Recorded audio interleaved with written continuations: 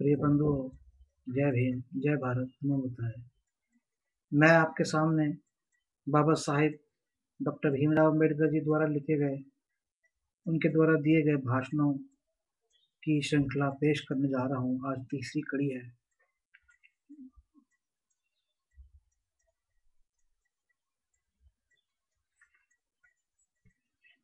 उनके भाषणों का संकलन इस पुस्तक में किया गया है, जिसके कि संपादक हैं ऐसे शास्त्री जी और प्रकाशक हैं आर एन शास्त्री जी। आगे बढ़ता हूँ। पिछली दो कड़ियों में बाबा साहेब ने बताया कि किस तरह से हिंदू लोग हम पर अत्याचार किया करते थे, और आज भी गांवों में, इनफैक्ट शहरों में भी अत्याचार किसी न किसी रूप में हमें देखने को मिलता है। और इसके आगे वे बता रहे हैं कि हमें धर्म परिवर्तन की आवश्यकता क्यों है। सहानुभूति, समता या स्वतंत्रता का अभाव है। सहानुभूति के दृष्टिकोण से विचार करें तो हिंदू धर्म में सब कुछ शून्य ही शून्य है। हिंदू लोग आप लोगों के साथ विदेशियों से भी बदतर समझकर आचरण करते हैं। मुसलमानों के साथ जितना प्रेम भाव हिंदू लोग दिखाते हैं, उसका शतांश भी आपके साथ नहीं दिखाते। हिंदू जनता में आपके संबंध में किसी प्रकार की सहानुभूति नहीं है, इसलिए वे आपके अधिकारों का दुरुपयोग किस प्रकार करते हैं, इसका ज्ञान आपको होना चाहिए। चारों ओर से शत्रुत्व की भावनाओं से भरे हुए इस विषैले वातावरण में आपकी भलाई कैसे हो सकती है, इस पर आपको गंभीरता पूर्वक विचार करना चाहिए। हिंदू धर्म में आपके लिए समता नहीं है। हिंदू धर्म में आपके लिए समता नहीं है। अस्पृश्यता से बढ़कर असमानता का ज्वलंत उदाहरण संसार के इतिहास में कहीं पर भी दिया ढूंढने से भी नहीं मिलता। एक मनुष्य का दूसरे मनुष्य के साथ अछूत की पतित भावना से आचरण करने की प्रथा हिंदू धर्म में ही है। यह किसी और धर्म में या किसी अन्य देश में नहीं मिलेगी। कुछ लोगों का विचार है कि अस्पृश्यता हिंदू धर्म का कलंक है। इस प्रकार के प्रचार में कोई अर्थ नहीं है, क्योंकि हिंदू धर्म कलंकित धर्म है। इसे एक भी हिंदू मानने के लिए तैयार नहीं है। आप कलंकित हैं, आप अपवित्र हैं, इस बात को हिंदू धर्म का समाज मानता है। इसी दुर्भावना पर वह आचरण करता है। आप में से ही कुछ लोग जो मुसलमान बने हैं या ईसाई बने हैं, उन्हें हिंदू धर्म के लोग अस्पष्ट नहीं मानते, इनके साथ असमानता का आचरण भी नहीं करते। आपकी अस्पष्टता और असमानता के कारण ही आप और हिंदू धर्म का आपका और हिंदू धर्म का पारस्परिक संबंध है। इस संबंध को तोड़ना चाहिए। इस संबंध को तोड़ने पर ही आपका उद्धार हो सकता है। केवल धर्म परिवर्तन से ही ये संभव है। हिंदू धर्म में मानवता के लिए स्थान नहीं है। कुछ स्पष्ट लोगों के अस्पष्टों से कहते हैं कुछ स्पष्ट लोग अस्पष्टों से कहते हैं कि आप शिक्षित बनिए, स्वच्छ रहिए, तब हम आपको छुएंगे और समानता के साथ आचरण करेंगे। सच्चाई यह है कि जो स्थिति पीड़ित, शोषित और अशिक्षित महार, चमार, भंगी, खटीक, अछूतों की है, उतनी ही परिस्थिति पढ़े लिखे, धनवान और स्वच्छ रहने वाले अछूतों की भी है, जिन्हें शिक्षा नहीं मिल सकती, जिन्हें पैसे प्राप्त नहीं होते, जिनके पास अच्छी वेशभूषा व पर खर्च करने के लिए पैसे नहीं है। उन्हें समानता कौन देगा और कहाँ से मिलेगी? बौद्ध, ईसाई और मुसलमान धर्मों में जो समानता की शिक्षा दी जाती है, उसका संबंध विद्या, वेशभूषा, वीरता या ब्रह्मांडंबर के साथ नहीं है। मानवता ही श्रेष्ठ है। यह इन धर्मों का आधारभूत तत्व है। हिंदू धर्म में इस पवित्र उपदेश का नितांत अभाव है। जिस धर्म में मानव के उद्धार के लिए मानवता या मनुष्यत्व का कोई मूल्य नहीं है, उस धर्म को उपयोग क्या है? अहंकारी और ढोंगी लोगों के साथ न रहिए।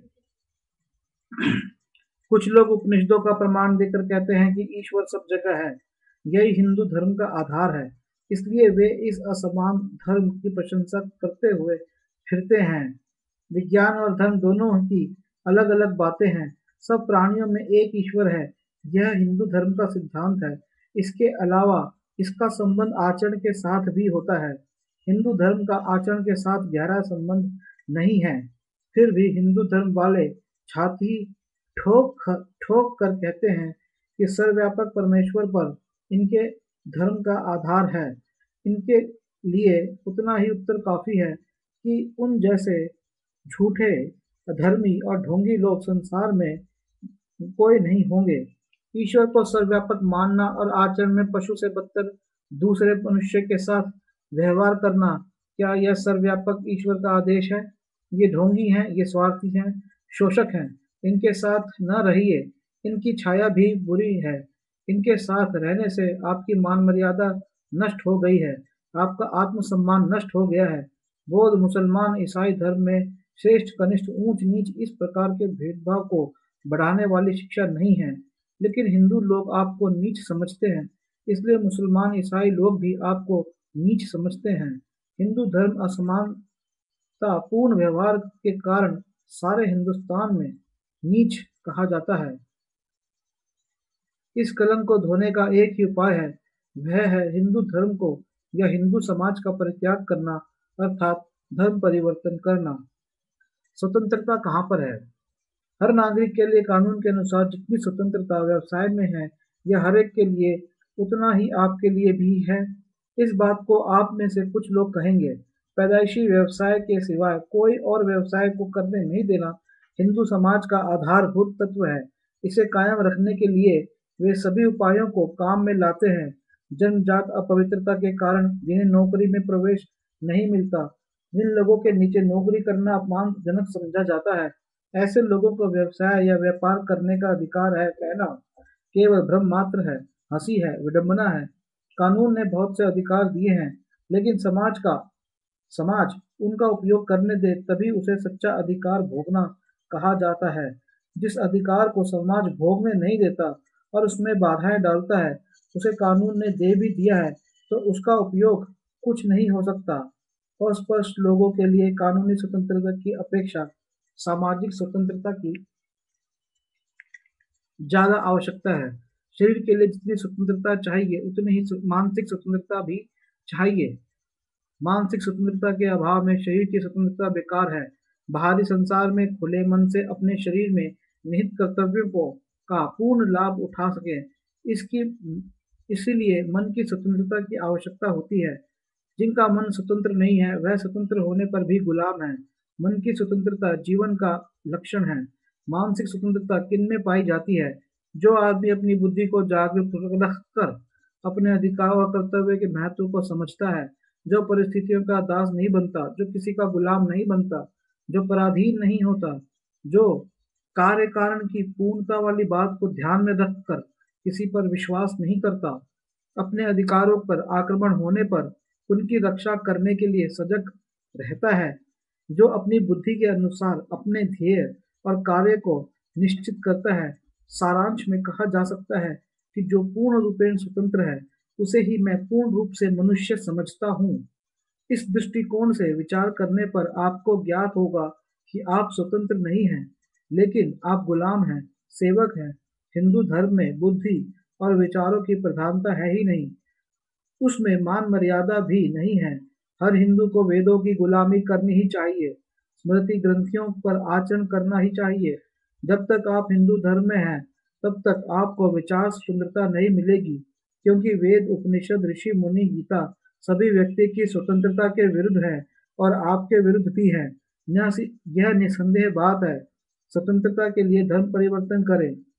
कोई आपसे कहेगा कि हिंदू धर्म को प्रमाण मानने वाले सभी जाति वालों की मानसिक स्वतंत्रता नष्ट हो गई है, इसलिए सभी जाति वाले बराबर दुखी हैं। ऐसी बात कोई आपसे कहे तो इस पर विश्वास न कीजिए। इसका कारण स्पष्ट है। बौद्धिक दासता के दुष्परिणामों को सभी को एक ही रूप में भोगने को नहीं मिलता। हिंदू समाज के आचरण में स्पष्ट लोगों को वेद, स्मृति और ऋषि मुनियों ने सर्वोच्च पद दिए हैं। दूसरों पर शासन करने का अधिकार उन्हें दिया है। इसी को वे धर्म कहते हैं। उसमें आपके लिए शाश्वत रूप से गुलामी का स्थान दिया हुआ है। हिंदू धर्म से बौद्धिक और व्यवहारिक दासता से छुटकारा पाने की जितनी आवश्यकता हमें है, उतनी द्विजों को नहीं है। इसलिए अगर आपको स्वतंत्र रूप से जीवन बिताना है, तो धर्म परिवर्तन करना ही चाहिए। द्विज कहते हैं हिंदू धर्म की तीन जातियां, ब्राह्मण, क्षत्रिय और वैश्य को। आगे बढ़ते हैं। धर्म परिवर्तन से क्या परिवर्तन आएगा? धर्म परिवर्तन में नवीनता क्या है? वास्तव में देखा जाए तो हिंदू और हमारे बीच में सामाजिक संबंध क्या है? जिस प्रकार ईसाई और मुसलमानों के साथ रोटी बेटी का व्यवहार नहीं होता, उसी प्रकार हमारे साथ भी रोटी बेटी का व्यवहार नहीं होता। आज भी हमारा और हिंदू समाज अलग अलग है, दोनों का अलग अलग समाज है, इसलिए धर्म परिवर्तन करने से कोई बात नई नहीं होगी। अगर यह सच है तो धर्म परिवर्तन का लाभ किसको होगा? यह विचारणीय विषय है। नामों के बदलने का अनुभव आप सबको है। आप में से किसी से पूछा जाता है कि आपकी जाति क्या है, तब आप अपनी जाति का नाम महार या चमार भंगी ना कहते हुए आप कहते हैं चोको मेला या रविदासिया या वाल्मीकि या हरिजन आदि आदि कहते हैं। लेकिन इससे अस्पष्टता छिपती नहीं है, बल्कि अस्पष्टता सुदृढ़ हो गई है। पूछने वाले इस बात को अच्छी प्रकार जानते हैं कि इन नामों को लेने वाले कौन हैं। नामों के बदलने से अछूतपन दूर नहीं होता, इसे आपने अपने आचरण से सिद्ध कर दिया है। धर्म परिवर्तन का अर्थ भी नाम का बदलना है, लेकिन इन दोनों में महान अंतर है। नाम बदलने से हिंदू धर्म से छुटकारा नहीं मिलता। चोखोमेला, रविदास या वाल्मीकि आदि ने हिंदू धर्म की जाति पाति की भावना को माना था। वे केवल तथाकथित ईश्वर के नाम पर समानता का प्रचार करते रहे हैं। उन्होंने समाज की नींव को हिंदुओं से अलग डालने का प्रयत्न नहीं किया। कृष्ण या राम इनके देवता हैं। ये देवता भी जाति पाति को मानते थे। यह ऐसा ही है जैसे गंदे पानी में रहकर अच्छे पानी को पीने का प्रयत्न करना। जैसा यह प्रयास निरर्थक है, वैसा ही इन लोगों का प्रयास निरर्थक है। नाम बदलना भी वैसा ही है, इससे ज्यादा कुछ नहीं। बौद्ध, ईसाई और मुसलमान पारसी कहलाना धर्म परिवर्तन है और नाम बदलना नहीं, क्योंकि इन धर्मों का आधार दूसरा है, इनके समाज की रचना दूसरी है, इनकी सभ्यता और संस्कृति दूसरी है। जब तक आप हिंदू धर्म में रहेंगे तब तक केवल नाम बदलने से काम नहीं चलेगा। रोग का दूसरा नाम रखने से बीमारी दूर नहीं होती। जहर का नाम बदलकर कुछ और रख दिया जाए तो जहर का प्रभाव कम नहीं होता। जिस प्रकार रोग का प्रभाव औषधोपचार से घटता है, उसी प्रकार हमें भी केवल नाम नहीं बदलना चाहिए, बल्कि हमारे रहने सहने, आचार विचार, बोलने चालने में आमूल चूल परिवर्तन करना चाहिए। अपने आप को केवल हिंदू कहने से काम नहीं चलेगा। हिंदू नाम का कोई प्राणी इस भारत में है, इसे कोई भी नहीं पहचानता। हिंदू से तात्पर्य जाति पाति है। जाति, उपजाति, गोत्र गोत्र पूछे बगैर हिंदुत्व का परिचय नहीं मिलता। महार, चमार, भंगी, खटीक, धोबी आदि कहने पर आपसे कोई प्यार नहीं करता, आपसे रोटी बेटी का व्यवहार भी नहीं करता, नजदीक नहीं आने देता। इस प्रकार दुविधा में रहने की बजाय आप सबको चाहिए कि आप सदा के लिए नाम का परिवर्तन ना करें, बल्कि धर्म परिवर्तन करें। हिंदू शब्द का अर्थ भी यही है। यह देशवाचक शब्द नहीं है, बल्कि जातिवाचक है। इसका अर्थ संस्कृत भाषा के अनुसार है।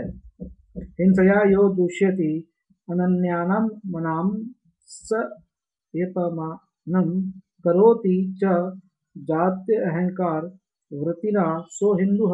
अर्थात जाति पाति के अहंकार के कारण दूसरों के मनों को दुखाता है और दूसरों का अपमान करने वाले कर्म को धर्म समझकर आचरण करता है, वह हिंदू है। हिंसा से ही और दुष्यति से दु को मिलाकर हिंदू शब्द बनता है। जो लोग जाति पाति के विरुद्ध हैं, उन्हें अपने आप को हिंदू नहीं कहना चाहिए।